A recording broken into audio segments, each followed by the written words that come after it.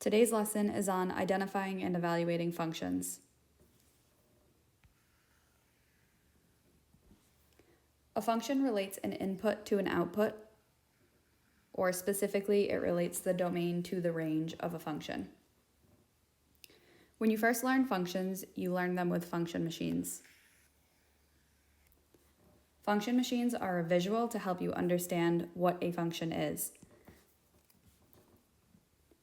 A function has multiple inputs and multiple outputs, but it's important to remember that every input has exactly one output.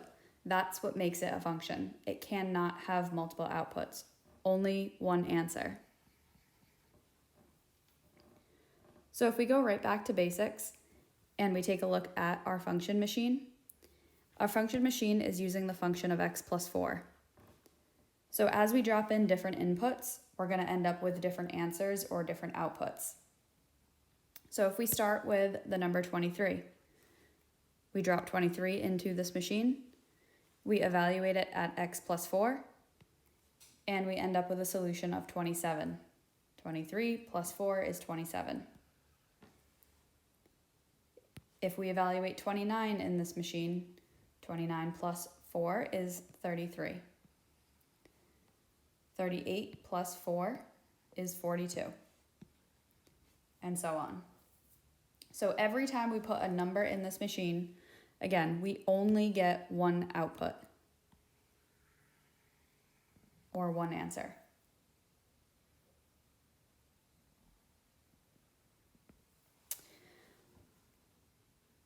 The set of all input values is called the domain. I mentioned that a second ago. And the set of output values is called the range. When you're writing the domain and range from a list, you're going to write it as a set, and a set is a collection of things. It can be a collection of anything. In this case, we're writing it as a collection of numbers. The domain is always going to be your input. I'm going to use the purple highlighter for this. Go back up to our input list over here. Our input is our domain. I wrote them as a set. I have 23, 29, 38, 17, 46, 19. All I did was list my input values for the domain. The range is your output values. 27, 33, 42, 21, 50, 23. In math, a function is basically something that relates or connects one set to another set in a particular way. A set is just a group or collection of things. Often it's a collection of numbers, but it doesn't have to be. A set could be a collection of other things like letters, names, or just about anything. Sets are sometimes shown visually like this, but more often you'll see sets written using a common math notation where some or all of the members of the set are put inside curly brackets with commas between them like this. A set can have a finite or an infinite number of elements. For example, a set containing all the letters of the alphabet has only 26 elements, while a set of all integers has an infinite number of elements. Okay, so a set is just a collection of things, and a function relates one set to another. But how exactly does it do that? Well, to understand how functions work, it will help if we start by naming the two sets, the input set and the output set. A function is something that takes each value from an input set and relates it or maps it to a value in an output set. And you'll often hear these input and output sets referred to by special math names. The input set is usually called the domain, and the output set is usually called the range. Functions between two quantities can be represented in a variety of ways. So the four most common ways are verbally, numerically, graphically, and algebraically. Verbally would be a sentence that you could write as a function. So a very basic one would be a tree grows 20 centimeters every year. So you would have the year that the tree's been alive times 20. That would be your function.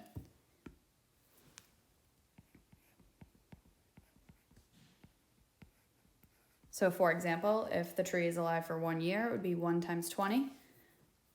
1 times 20 would be an output of 20. If the tree was alive for 2 years, 2 times 20, the output is 40. Tree was alive for 3 years, 3 times 20, output 60. And that list would continue.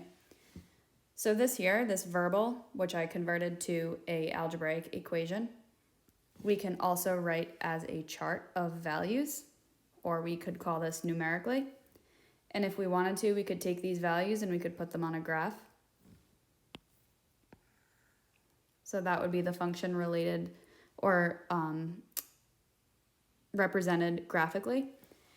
And we kind of already did this last one here, so I don't need to re-explain this one, but this is the function I wrote based on the verbal statement. So x times 20, or the number of years times 20 centimeters. All right, so just a quick recap. We have a tree that grows 20 centimeters every year, and we wrote it 4 different ways: verbally, numerically, graphically, and algebraically.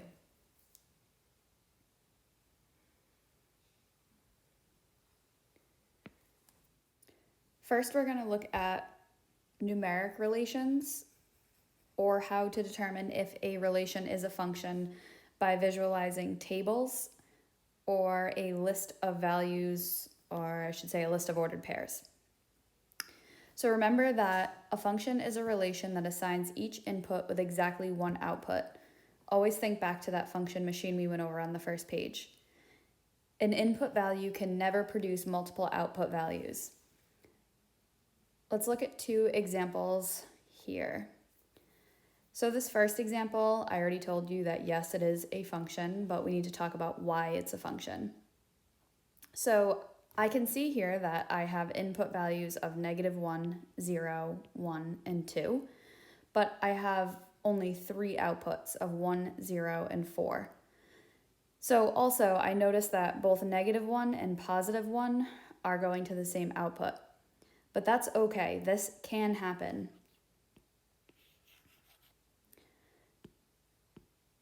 So yes, we can in fact have this. And the reason why we can have this is because let's think about a function such as y equals x squared. So whatever number we put in for x, it's going to end up being squared. If we put in -1 for x, -1 squared is +1. If we put in 0, 0 squared is 0. If we put in +1, 1 squared is 1.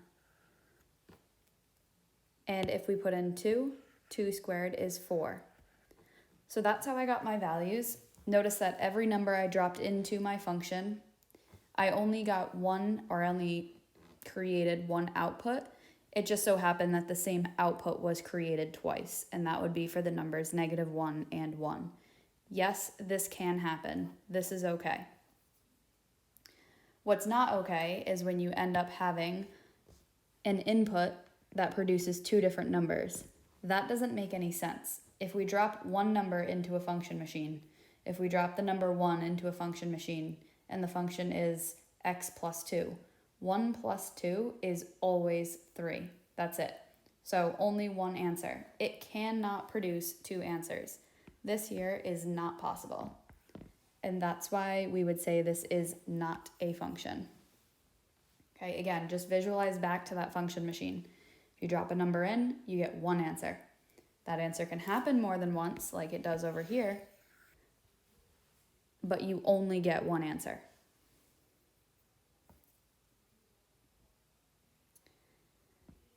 All right, let's take a look at these first 2 examples. So number 1, we have a list, or we have a chart, I should say.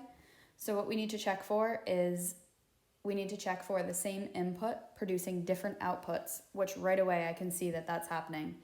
Right away I see that I have an input of 1 producing an output of -1, and another input of 1 producing an output of 2. This right there can't happen. So I already know that this is not a function.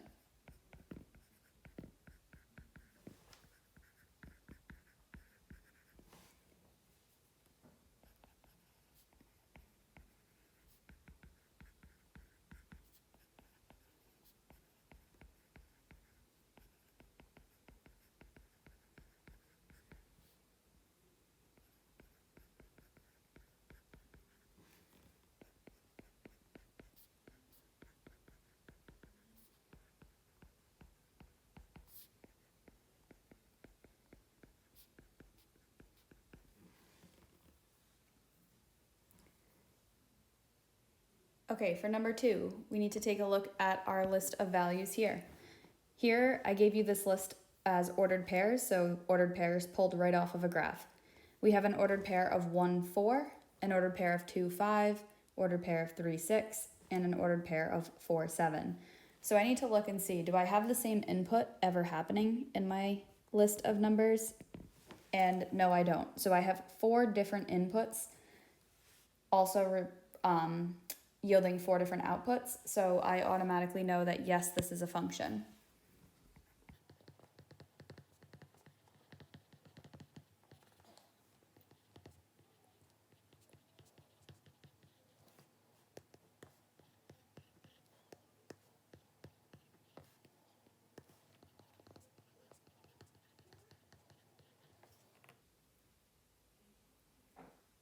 The next way we're going to look at relations is graphically.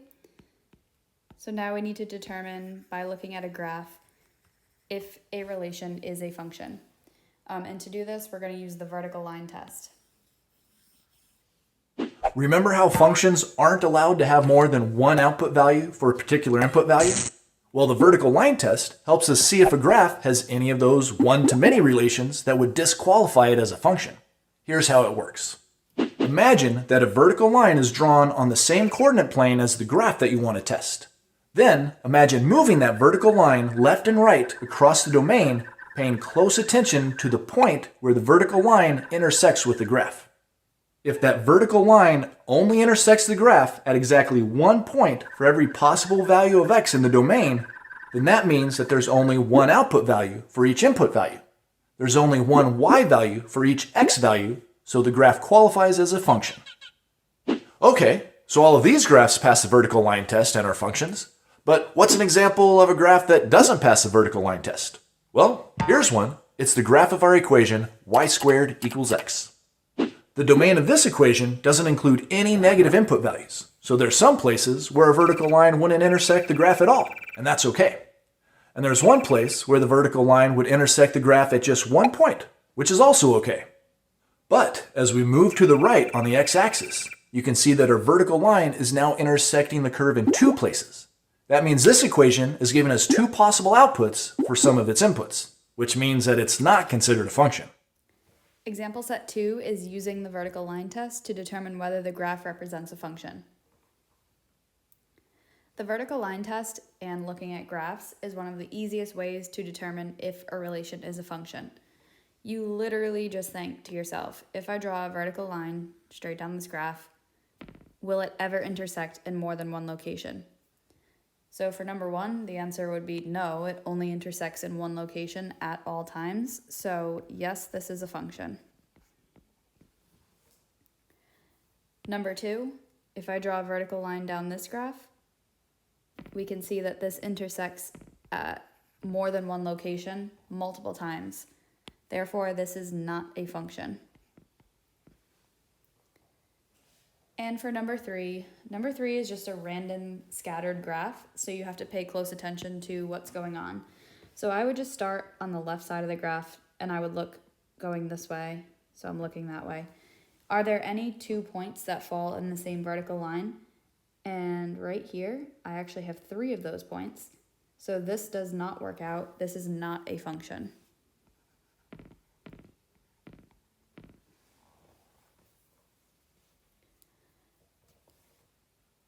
Okay, take a couple minutes and do this on your own section. If you want to check your answers to the on your own section, the answers are in my note sheet attached on my website.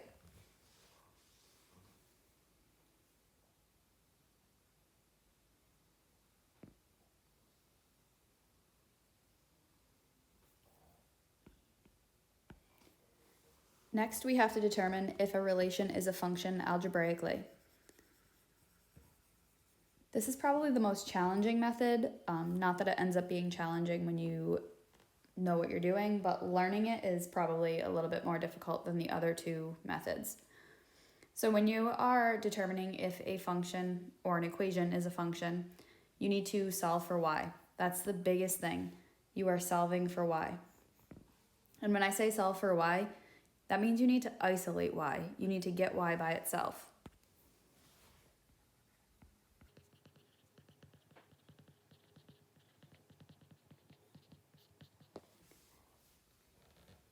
Looking at this first example that I provided, we have the equation of y minus 1 is equal to x. So in order to solve for y, I add 1 to both sides. Adding 1 to both sides would give us the equation of y is equal to x plus 1. That's one solution. Y equals x plus 1. If I drop a number in a function machine for that, let's say I drop a number of x equals 2. X equals 2 would produce an output of 3. Yes, that's a function. I get one output. I have one value of y. This is good. If we look at an example that is not a function, such as y squared equals x, right away you should see that you have multiple answers for y, but if you don't see that and you need to solve for it, then the method for solving for it would be isolating y. To isolate y, you take the square root of both sides. Taking the square root of both sides always yields two solutions. So you have to make sure you include the positive solution and the negative solution. Therefore, the square root of y is just y, but the square root of x is going to be positive x or negative x. Because that yields two solutions, if we drop a number in the number machine, we could end up with, say, the square root of 4 or the negative square root of 4. That's two different answers. Two solutions is not good. Therefore, this is not a function. All right, so if y has two answers, this would be your first answer. This is your second answer. If that happens, if you have more than one solution, then it is not a function.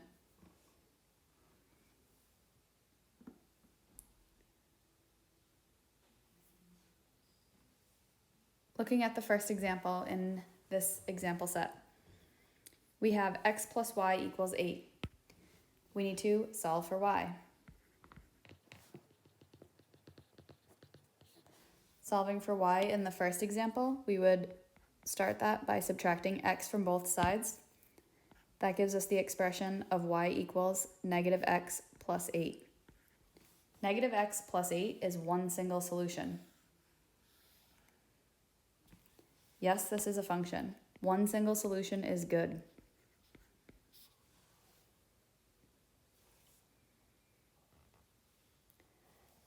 Number 2, if we're solving for y, that means we need to get this alone. We actually need to get a single value of y alone. The first step would be to subtract x squared from both sides. That leaves us with y squared is equal to negative x squared plus 1. Because we have a squared value of y, we need to take the square root of both sides. Taking the square root of both sides is going to yield two answers. You have to have the positive value of the radical and the negative value of the radical. So y is equal to positive or negative x squared plus 1. This is two solutions. The two solutions is obvious because of the plus or minus sign. So once we solve for y, we can see that this is not a function.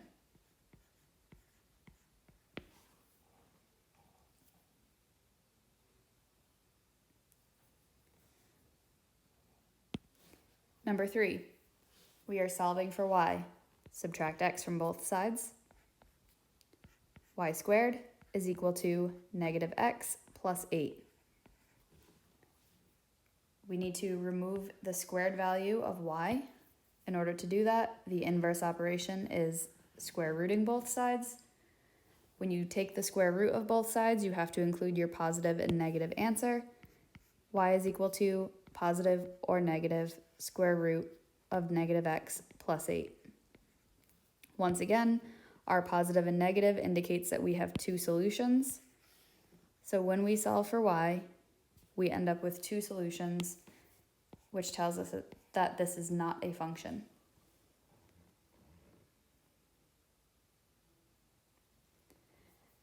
And lastly, we have x plus y is equal to 4. When we're solving for y, because this is x times y, we are going to divide both sides by x. Dividing both sides by x will eliminate it on the left side, leaving us with y equals 4 over x. Don't be confused by this. It is a fraction. We haven't seen one of those yet, but it is just one solution. It's just 4 over x. So therefore, yes, this is a function. So basically, the only time you're going to end up with something that's not a function is if you end up taking the square root of both sides. That's going to automatically give you a positive and a negative answer, and that would be, again, multiple solutions, so not a function.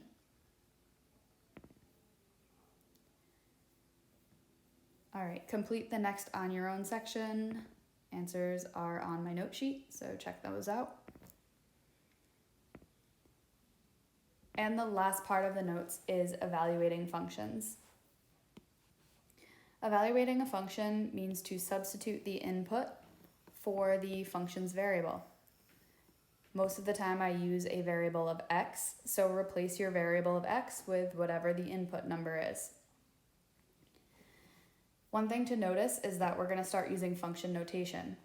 Function notation is when you use the symbol of f of x. Typically we use y equals negative 6x. Function notation would be f of x is equal to negative 6x. So I like to explain this as thinking of y and f of x as the same thing. F of x is just another way of writing it.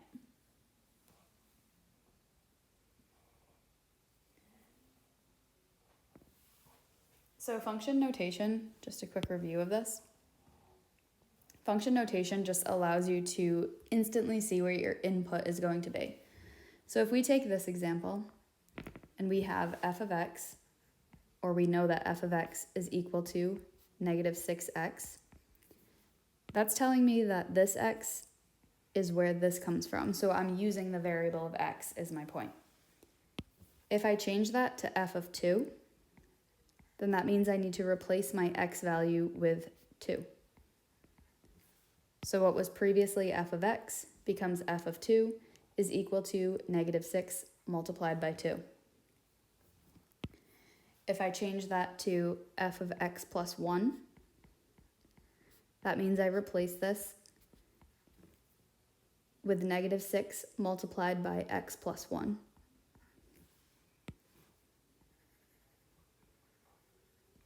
So please note, this is very important to notice. The left side of the equal sign is just notation. It is not an operation. So it's just telling you what to plug into the function. The right side of the equal sign is your function. Oops. That's what you evaluate, which is the right side of the function.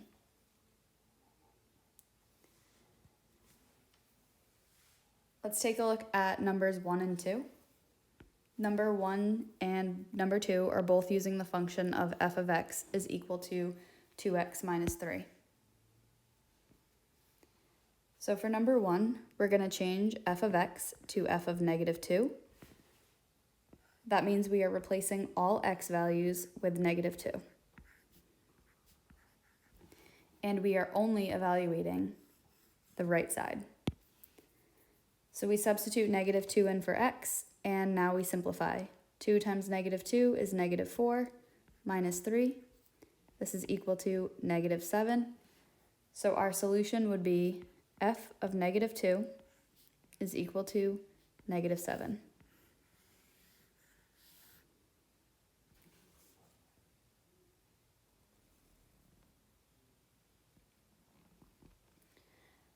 Number 2 is f of x plus 2. That means I'm going to replace all x values with x plus 2. It gives us the equation of 2 times x plus 2 minus 3. We need to simplify the right side of this equal sign. Make sure you distribute the 2 to both terms inside of the parentheses, leaving you with 2x plus 4 minus 3. simplify this for a solution of 2x plus 1. That's completely simplified. So when we evaluate the function f of x plus 2, we have a solution of 2x plus 1.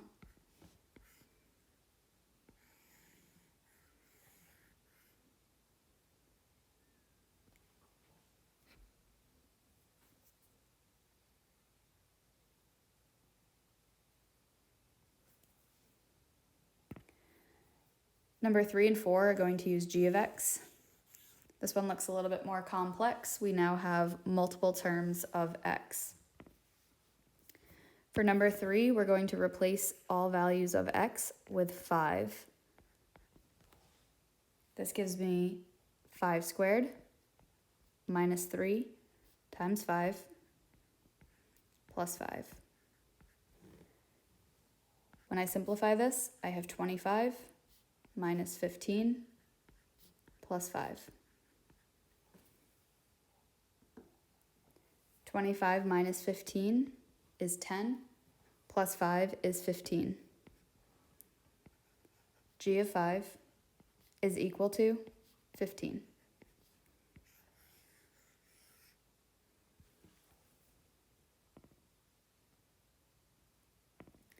And lastly, I have g of negative x. When you're substituting a variable for a variable, students usually get confused by that, but you do follow the same exact process. So just do your best to pay attention to all your variables and make sure you're replacing it with the correct thing. I'm going to make sure I highlight it in this example.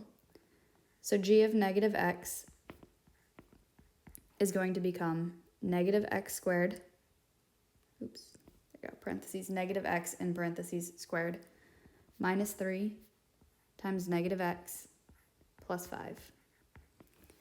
So we replaced x with negative x, and we replaced it with negative x throughout the entire expression. So now we need to simplify. If you have a negative number squared, any negative number squared is going to be a positive number. Think to yourself, negative 2 squared is 4. Negative 3 squared is positive 9. Negative 4 squared is positive 16. So a negative number squared always comes out to a positive. Therefore, we can just write that as x squared.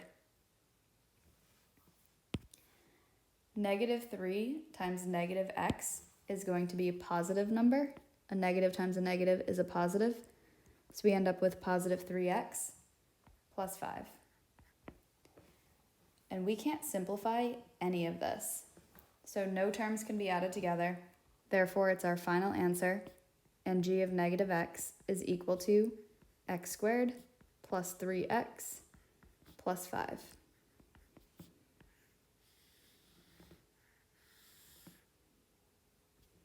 Oops.